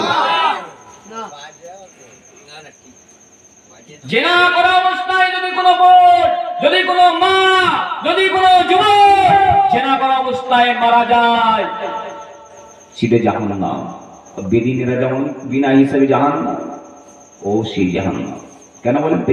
ঈমানটা বের হয়ে গেছে। হুজুর বলেছেন ঈমানটা বের হয়ে যায় মাথা থেকে, মাথার উপরে ঘুরতে থাকে মেঘের মতো। যখনই সেটা শেষ হয় আবার ফিরে আসে। জিনা করলে ঈমান হারা হয় না, কিন্তু বোঝা যাচ্ছে না? যাচ্ছে। হারামটাকে হালাল বলিলে, এই যুবকরা আমার রাস্তায় বেরিয়ে পড়লেন, বাইকের পিকআপ টানতে টানতে চলতে লাগলেন। হঠাৎ করে রাস্তার মাঝখানে ক্ষুধা লেগে গেল, পাকোড়া খাবার শখ হয়েছে, মুরগি ভাজা খাবার শখ হয়েছে গো। ভালো কথা খান, আপনার টাকা আছে খাবেন, অবশ্যই খাবেন, আপনার টাকা আছে অবশ্যই খাবেন। ও যুবক, খাবার দেখলেই খেতে হবে এটা কিন্তু নয়। হালাল হারাম কিছু খাবার কথা বলা হয়েছে, ওই মুরগাটা জবা করা হয়েছে কিনা সেটা কি খোঁজ নিয়েছে? শুনছেন না? শুনেন, মুরগিটা জবাই করেছিল কিনা খোঁজ নিচ্ছে? হারাম বস্তুটা বিসমিল্লাহ বলে খাইতে শুরু করলেন, বিসমিল্লাহ লাগিয়ে দিলেন, সঙ্গে সঙ্গে আপনার ঈমানটা বের হয়ে গেল। কেননা আপনি হারাম বস্তুতে বিসমিল্লাহ লাগিয়ে দিয়েছেন, হারাম বস্তুতে আল্লাহর নাম দিয়ে খাওয়া শুরু করে দিয়েছেন। এর জন্য ঈমানটা আপনার বের হয়ে চলে যাচ্ছে, আরো খুলে খালি বলে দিয়ে যায়। আরে বাবা, যারা কোন নিয়ে বিয়ে করে গায়ে লেগে যাবে, সমস্যা এখনকারের মারা বলে তুই যদি ফোন না দিস কত বিচার করবো রে বাপ। ভাইয়া আমি ফোন নেবো না, আমার মা বলছে ফোন না নিলে বিয়ে করতে দেবো না। বাবা আছে যে মা গুলো, মা বাপ গুলো আমাকে ছেড়ে দেবে মনে করছেন নাকি? বলে ধর একবার ছেলেটাকে নিয়ে আয় দিতে যাবে। জি বাস্তব কথা বলছি। আমার যুবকেরা আমার, ও আমার মা বোনেরা, সামান্য 50,000 টাকা, সামান্য কিছু গহনার জন্য আপনার সন্তানকে আপনি এইভাবে কোরবানি করে দিতে পারেন না মা। আপনি নিজের জাহান্নামটা নিজে রেজিস্ট্রি করে নিতে পারেন না মা। যতক্ষণ না এই মেয়ের মা, যতক্ষণ না এই মেয়ের বাপ ক্ষমা করে, ততক্ষণ আপনি নাজাত পাবেন না, পাবেন না। কেননা হারাম হারাম হারাম, পণ নেওয়া হারাম। ও যুবকেরা, যে কথা আমি বলছিলাম, ওই পণ নেওয়ার বাড়িতে দাওয়াত করেছি আমি, মাওলানা সাহেবকে দাওয়াত করেছি, আপনাদেরকেও দাওয়াত দিয়েছে, আপনারা সকলে চললাম। আমি মাওলানা সাহেব বিসমিল্লাহ লাগিয়ে দিলাম, এই গরম গুলো বিরিয়ানি টান মার বিসমিল্লাহ যে ফেরেশতারাও টান মারবে, কবরে ঢুক না একবার আর বিসমিল্লাহ বলা ওখানে। শুনছেন না? শুনেন, ফেরেশতারা রড একদম রেডি হয়ে আছে বিসমিল্লাহ বলানোর জন্য। শুনছেন না? শুনেন, ওটা কি খাওয়া দাওয়াত করেছে বলে যেতে হবে নাকি? তাহলে ভয় করবেন কাকে? আল্লাহর হুকুম মানবেন না? না উনি ওস্তাদার মানুষ, উনি বড় লোক, উনি পাড়ার নেতা, উনি পাড়ার মেম্বার, উনি হ্যান ত্যান ইমাম সাহেব মাওলানা সাহেব, না গেলে রেগে যাবে তাই তো নাকি? যে তাহলে ভয়টা আপনি কাকে করলেন? ভয়টা কাকে করলেন? তাহলে ভয় ওয়াদা করেছেন আল্লাহ ছাড়া অন্য কাউকে ভয় করবেন না, ওয়াদা করেছেন। আমার যুবক ছেলেরা আমার, আত্তাকুল্লাহ, আল্লাহর ভয় করুন, আল্লাহকে ভয় করুন, ওয়ারকাউ ফাসজুদু, রুকু করুন, সিজদা করুন। কি কথা, কত কথা খুলে খালে ভেঙে ভেঙে বলবো বা আল্লাহকে রুকু করুন, সিজদা করুন, মাঝে মাঝে জিকিরটা আদায় করুন। আল্লাহ আল্লাহ আল্লাহ আল্লাহ আল্লাহ আল্লাহ জিকির করুন। নিজে হাঁটতে লেগেছেন, নিজে সাইকেল চালাতে লেগেছেন, গাড়ি চালাতে লেগেছেন, ইস্তাগফিরু রাব্বি, ইস্তিগফার পাঠ করুন, আস্তাগফিরুল্লাহ পাঠ করুন। যদি মুখস্থ না থেকে আল্লাহু আকবার বলুন। মাঝে মাঝে জিকিরটা করুন, মুহাব্বতে দরুদ শরীফটা পাঠ করুন। এ আমার যুবক, ও আমার মা, এই দুনিয়ার মায়া ছাড়তে হবে মা। এই দুনিয়া ছেড়ে সকলকে যেতে হবে। আজ মারা যাব, কাল আপনি কাঁদবেন, দুদিন কাঁদবেন, 3 দিনের মাথায় ঘুরে যাবে। আপনার বিবি মারা যাবে, আপনি 2 দিন কাঁদবেন মা। আপনার স্বামীরা 41 দিন যেতে দেবে না, আবার নতুন বিবি আনবে। ও আমার যুবকেরা, যে বিবিকে তো ভালোবাসে, যে বিবিকে ভালোবাসে, মায়ের সঙ্গে, বাবার সঙ্গে, পরিবারের সঙ্গে সম্পর্ক ছিন্ন করে দিয়ে নিজেকে বিলীন করে দিয়ে অন্য জায়গাতে চলে গেলেন। যুবকেরা তৈরি হয়ে যাও যুবক, ওই নারী তোমাকে একদিন না ছেড়ে চলে যায়। যদি চলে যায়, যদি তোমার ঘুমটা না ভাঙে, যদি তোমার হোশটা কোনো না ফেরে, যদি তোমার এখনো ঘুমটা না ভাঙে, ফিরে এসো যুবকেরা, আল্লাহ দিকে ফিরে এসো। কেননা আল্লাহ কোরআন পাকে জানিয়ে দিয়েছেন, ফালা তাকুল লাহুমা উফিন ওয়ালা তানহারুহুমা ওয়া কুল লাহুমা কাওলান কারীমা। আর ইমাম সাহেব বক্তারা শুধু বলে পিতামাতা, অবশ্যই পিতামাতা। তাফসীর ইবনে কাসির, আল্লামা ইবনে কাসির রাহমাতুল্লাহ ব্যাখ্যা করছেন, ফালা তাকুল্লাহুমা উফিন ওয়ালা তানহারুহুমা, এখানে ইঙ্গিত করা হয়েছে পিতামাতার দিকে। ইনি ব্যাখ্যা করছেন কি, পিতামাতার সমতুল্য যারা আছেন। ওস্তাদ শুনছেন না শুনেননি? বাড়ির গার্জিয়ান, চাচা হতে পারে, মামা হতে পারে, খালু হতে পারে, মুরব্বি হতে পারে, বড় দাদা হতে পারে। বুঝতে পারছি না? পাচ্ছি। বিশেষ করে পিতামাতার দিকে ইঙ্গিত খাস করে করা হয়। আল্লাহ কোরআন বললেন, ফালা তাকুল লাহুমা উফিন, তোমাদের ব্যবহার তেমন করো না, তোমাদের আচার ব্যবহার তেমন করো না, তারা যেন উফ না করে, তারা যেন আহা না করে। ফালা তানহারুহুমা, তাদেরকে ধমক দিও না, তাদেরকে তাড়া মেরো না। ও মুসলমানের ঘরের ছেলেরা, আরে বাপকে তাড়া মারে বেদিনীরা, মাকে বৃদ্ধাশ্রম দিয়েছে বেদিনীরা, পিতামাতাকে অবাধ্য করে অন্য জায়গায় পাঠিয়েছে বেদিনীরা। আপনি তো মুসলমান ঘরের ছেলে, ইস্তাগফিরু রাব্বি, তওবা করে নাও, তওবা করে নাও যুবকেরা আমার। আল্লাহ কোরআন বলে দিয়েছেন, তাদের সাথে বেয়াদবি করো না। তারা যদি আপনাকে অনহায়াতি কাজ করায়, তারা যদি আপনাকে নোংরামি কাজ করায়, যখন আল্লাহ আল্লাহ রাসূলের বিরুদ্ধে চারণ করার চেষ্টা করে, তখন আপনি পিতামাতার বিরোধিতা করতে পারে। আপনার বাপ বলছে কোন তোকে নিতে হবে, না দেবো না, আপনি তখন প্রতিবাদ করেন, মা এটা হারাম, আপনি তখন প্রতিবাদ করেন। শুনছেন না শোনেন? তখন প্রতিবাদ করেন, তখন তো প্রতিবাদ করেন না। মা বলছি মানে আমারও হবে, কি আছে, আপাপ পাবো আমি। যে আমার মা বলে, আমার একটু মনোযোগ দিয়ে শোনার চেষ্টা করুন। যে কথা বলতে চাইছিলাম, আমার মায়েদের জন্য জান্নাতে যাওয়া খুব সহজ ব্যাপার, জান্নাতে যাওয়া মায়েদের জন্য খুব সহজ ব্যাপার। আল্লাহ নবী বললেন, কিন্তু ওই নারীদেরকে বেশি জাহান্নামে দেখেছে। কেন দেখেছে? এমন মায়েদের কাজ হলো নামাজ পড়া, রোজা রাখা, স্বামীর খিদমত করা।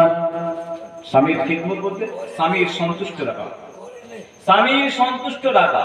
শুনছেন না শোনেন? আপনার বিবি যারা আছেন, আপনার বিবি হয়তো ঘুমাচ্ছে, বাড়িতে যদি ঘুমিয়ে থাকে, গিয়ে ডেকে শোনাবেন, সকালবেলা শোনালে ওই জান্নাতে যদি যেতে চাস 4টে কাজ কর। শোনাবেন না শোনাবেন না? এই যুবক, শুনছেন না শোনেননি? 4টে কাজ কর, জান্নাতে যদি যেতে চাস 4টে কাজ কর। কটা কাজ? 4টে।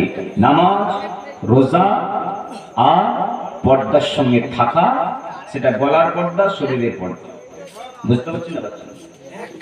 আর স্বামী সন্তুষ্ট রাখা, স্বামী যেটা বলবে যেভাবে চাইবে সেইভাবে তাকে সন্তুষ্ট রাখা, এই চারটে কাজ যদি কোনো মা স্ত্রী করে যেতে পারে, আল্লাহ নবী বলছেন মিন আইয়ি সাইয়িন আবওয়াবিল জান্নাহ, ওই নারীটা যে জান্নাতে যেতে চাইবে আল্লাহ পাক সেই জান্নাতে তাকে প্রবেশ করিয়ে দেবেন। জোরে বলেন, আরো জোরে বলো। এত সুন্দর অফার আমাদের জন্য নেই কিন্তু আছে আপনার জন্য। হ্যাঁ যুবক, উনি ঠিক বলেছে, আপনাদের জন্য আছে, যুবকদের জন্য আছে। এই যুবক শোনো বাবা, তোমাদের জন্য আছে। আল্লাহ নবী বলেন, একটু দরুদ শরীফ পড়ে না, দরুদ শরীফ পড়ে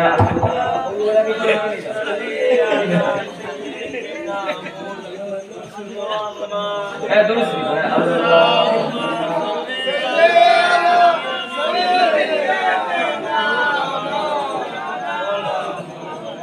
وعلى آل سيدنا مولانا محمد। আমার দিনদার ইমানদার শেষ করে দেবো নাকি? হবে হবে জি, যে কথা বলছিলাম হবে হবে, শুনেন তো শুনেন জি, যে কথা বলছিলাম চারটে কাজ মায়েদেরকে শেখান। চারটে, নামাজ পড়তে বলুন, রোজা করতে বলুন, পর্দার সঙ্গে থাকতে বলুন, আর আপনি স্বামী আপনি যেভাবে চান তাকে সেইভাবে থাকতে বলুন, সেইভাবে করতে বলুন। আল্লাহ পাক স্বামীকে যদি সন্তুষ্ট করে দেন, রাসূল পাক সাল্লাল্লাহু আলাইহি ওয়াসাল্লাম বলেছেন মান আইয়ুমা ইমরাতিন মাতাত ওয়া যাওজুহা আনহা রাদিন দাখালাতিল জান্নাহ। যদি কোনো স্ত্রী মারা যায়, যদি কোনো স্ত্রী মারা যায়, স্ত্রীটা মারা যাওয়ার পরে ওই স্বামীটা যদি ওই স্ত্রীর ব্যবহারে আচরণে কৃষ্টি কালচারে সন্তুষ্ট থাকে, আল্লাহ নবী বলছেন ওই স্ত্রীকে আল্লাহ পাক জান্নাত দান করে দেবেন। জোরে বলুন, আরো জোরে বলুন। এত সহজ জান্নাত আমাদের জন্য নয়, মায়েদের জন্য। আজকালকার মেয়েরা শুনবে না।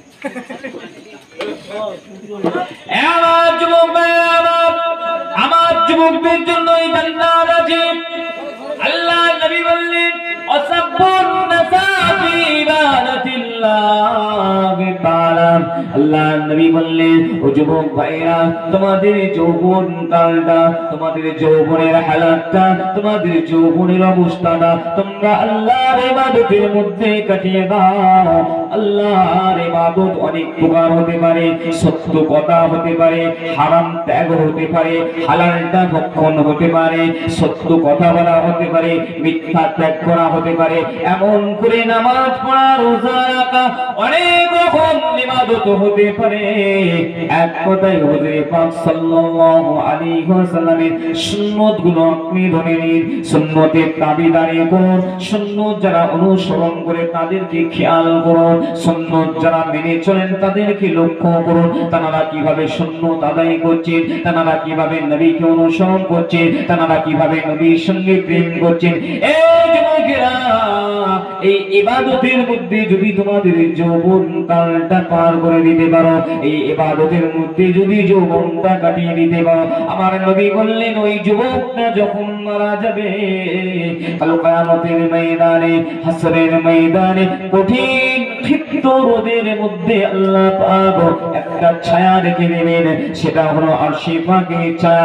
ওই ছায়ার মধ্যে ওই যুবকটাকে প্রবেশ করিয়ে দেবে। আরো জোরে বলো, যৌবন হালতে ইবাদতে করতে হবে। নামাজ পড়বেন আবার হারাম খাবেন, রোজা করবেন আর মিথ্যা কথা বলবেন ওই রোজা মুখে, হারাম খাবেন আবার হালাল খাবেন, মিস করে না। এটা ইমানদারের লক্ষণ হতে পারে না। ইমানদার কখনো দু নৌকাতে পা দিতে পারে না, ইমানদার থাকে একটা নৌকায়। আপনারা আসুন না একটা নৌকায়, বা আসুন না একটা নৌকায়। আমার যুবক ভাইয়েরা, আমার নওজোয়ান যুবক, আর বেশি কষ্ট দেব না আপনাদের, অনেক কষ্ট হচ্ছে বুঝতে পারছেন, কষ্ট হয়নি তো? জি, আমি যে কথা বলতে চাইছিলাম, বা মিথ্যা কথা ত্যাগ করুন, মিথ্যা ত্যাগ করো, হাসি ঠাট্টা, এদিকে দেখো বাবু, দেখো ওদিকে দেখো, যা বলছি মিথ্যা ত্যাগ করো। মিথ্যা সবথেকে গুনার মা, কিযব গুনার মা। মিথ্যাকে চাপা দিতে দিতে অনেক গুনাহ হয়ে যায়, অনেক বড় বড় গুনাহ হয়ে যায়। মিথ্যা ত্যাগ করো। আপনি ভয় করুন আল্লাহকে, দুনিয়ার নেতাকে ভয় করিতে হবে না, আমি বাবাকে ভয় করিতে হবে না। আমি আপনি আল্লাহকে ভয় করুন, আল্লাহর ভয়টা অন্তরে রাখুন। কোন কাজটা করলে আল্লাহ রেগে যাবে, কোন কাজটা করলে আল্লাহ খুশি হবে, এই দুটোকে বুঝতে শিখুন। কোন কথা বলিলে আল্লাহ খুশি হবে আর কোন কথা বলিলে আল্লাহ রাগান্বিত হবে, এই দুটো কথার মধ্যে বোঝার চেষ্টা করুন।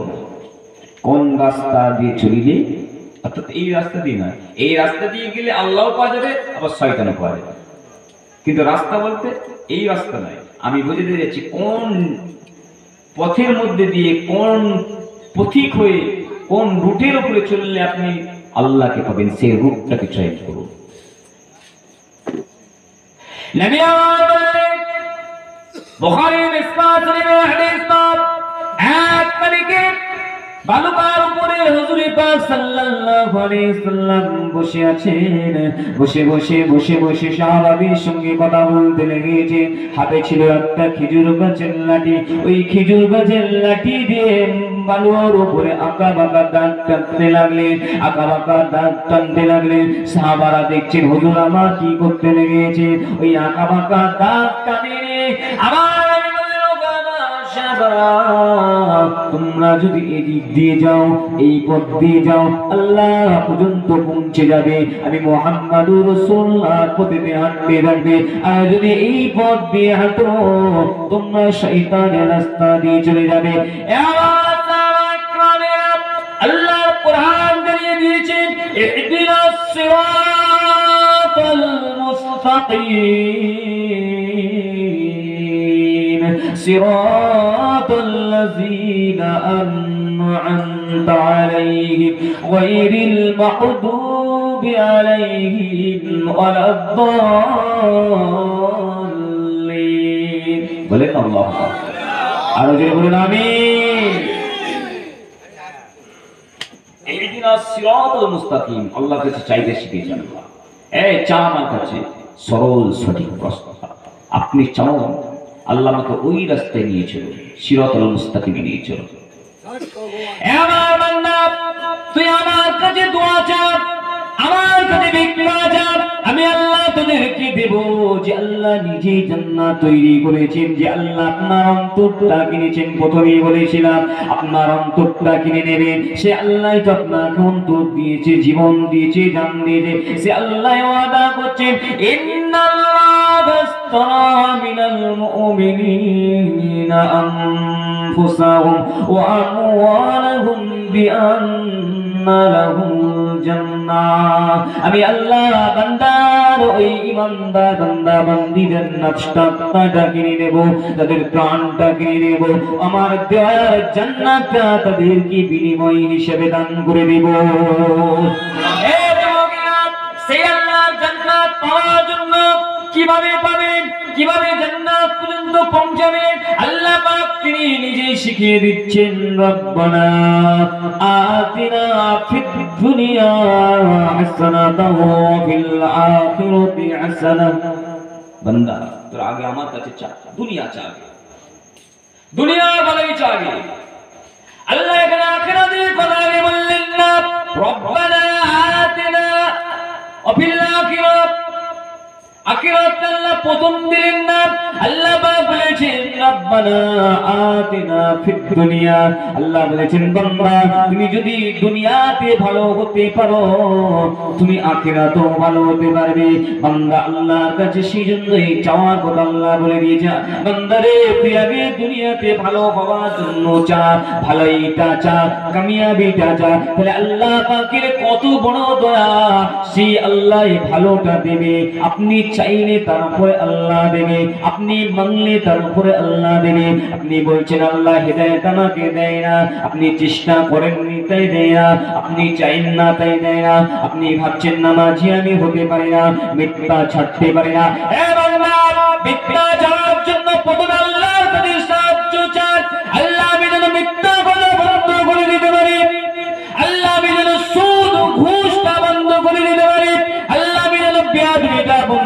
করে দিতে পারি, আল্লাহ আমি যেন মদটা ছেড়ে দিতে পারি। বান্দারে আল্লাহর কাছে আগে সাহায্যটা চেয়ে নে।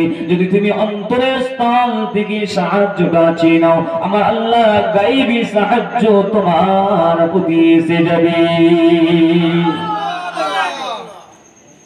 তুমি চাও না চেও চেও। রাস্তা দিয়ে হেঁটে হেঁটে যাচ্ছ, বাড়িতে বসে আছো, গান শুনছো, অন্যায় কাজ করছো, ভুলে যাচ্ছ দুনিয়াতে আমার চিরজীবনটাই থাকতে হবে। বান্দা কবরে তোমাকে শুতে হবে, কবরে জমিনে তোমাকে থাকতে হবে। ওই কবরে কিভাবে থাকবে, ওই কবরে কিভাবে থাকবে, ওই কবরে কোন মুখ নিয়ে যাবে? কিয়ামতের ময়দানে মুহাম্মদুর রাসূলুল্লাহকে কোন মুখ নিয়ে উম্মত বলে দাবি জানাবে? কি নিয়ে দাঁড়াবেন? কোন মুখ নিয়ে আপনি হাবিবের সামনে দাঁড়াবেন? কি পরিচয় আছে আমার? নবীর সুন্নাতটা কোনটা আছে আমার মধ্যে? সত্য জবাব হচ্ছে, সত্য জবাব কোনটা রেখেছি? মুখে দাঁড়িয়ে রাখা সেটাও চিনে ফেললাম, মুখে দাঁড়িয়ে রাখা সেটাও চিনে ফেলে দিলাম, দাঁড়িয়ে প্রস্রাব করতে রাসূল মানা করেছে সেটাও করে ফেললাম। রাসূল আমার হারাম খেতে মানা করেছেন, কত দিক দিয়ে হারাম খেয়ে নিলাম গো। কটা কটা বুঝিয়ে বুঝিয়ে বুঝিয়ে যে বলবো, আমার আল্লাহ পাক তো হারাম যে সমস্ত জিনিসগুলো করে দিয়েছেন, হারামটা ত্যাগ করুন, হারামটাকে ভক্ষণ করবেন না, হারামটা ত্যাগ করুন, হালালটাকে গ্রহণ করুন। ও যুবক, ডাল আলু ভাতে দিয়েও ভাত খাও, আপনি ডাল আলু ভর্তা দিয়েও ভাত খাও, শাক রান্না দিয়েও ভাত খাও, হালাল জিনিস দ্বারা খাবার খান, এক কাপ চা হলো, পানি খান, একটা বিস্কিট হলো, হালালটা খান। হারামের মাল দিয়ে পেট ভরে ভালো খাবার খেয়ে শান্তি পাওয়া যায় না গো। আল্লাহর জাহান্নামের আগুন আপনার পেটে ভর্তি হচ্ছে। হারাম খাচ্ছেন, পেট ভর্তি হচ্ছে, মানে জাহান্নামের আগুন ভরছে না। হারাম ত্যাগ করুন, আগে দোয়া কবুল হবে না। আদব ফিরে আনুন, আদব আদব আদব যার মধ্যে আছে সব থাকবে। সম্মান করুন, সম্মানিত মানুষকে সম্মান করুন। আমার ভাইয়ের, আমার যুবকের, আজ মদ দাড়ি জুয়া কি নেই আমার আপনার বলুন? তাস আড্ডা হ্যান ত্যান কি নাই আমার আপনার ঘরে? সবে রাতে রাত্রি জিয়ারত করতে পেরেছি, বেরেনি বেরেনি যে বোম ফাটানো হয়েছে নাকি? আর হয়নি, যা হয়নি ভালো, খবরদার কত কি হচ্ছে, কোন দিকে বলবো?